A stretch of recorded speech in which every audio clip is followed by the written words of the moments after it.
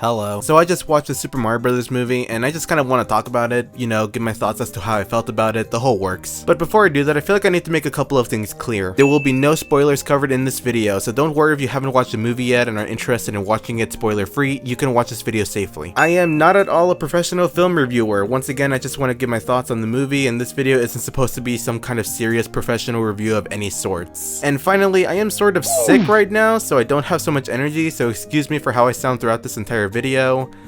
Look, I just want to talk about the goofy video game movie, cut me some slack, okay? Initially, when the movie's trailers were released, I was curious as to whether this movie will tackle any form of a serious narrative or any kind of ambitious story beats. Because movies would typically have those things, it's what makes some movies make us feel the way they do. Heck, even the Sonic the Hedgehog movie had some of these moments, specifically with the baseball scene. You know, tackling loneliness in my Sonic the Hedgehog movie, I can dig it. So I was curious as to which kind of serious themes the Super Mario Bros. Movie will tackle.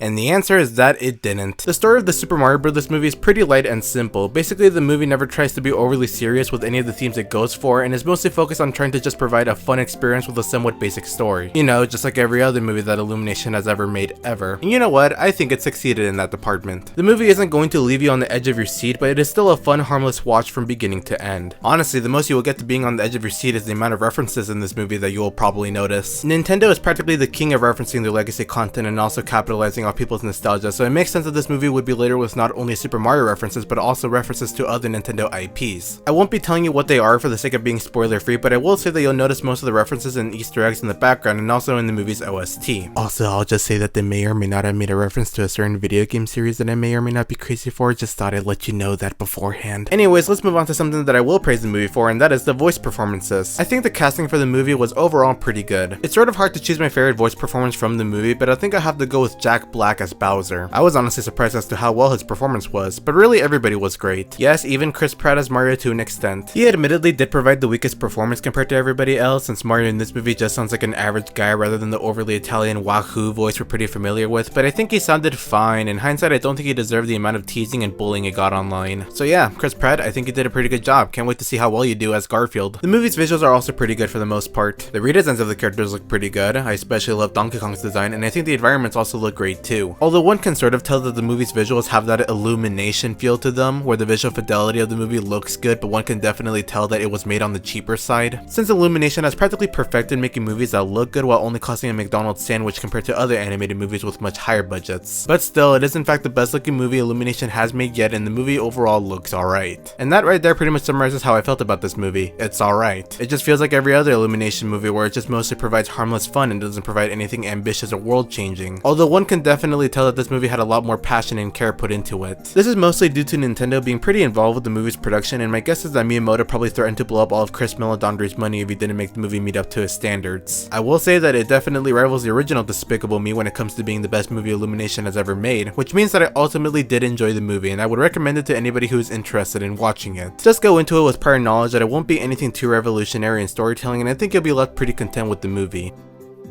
Yeah, that's about it really. Like I said in the beginning of the video, I'm really sick right now, so I'm gonna go hit the sack.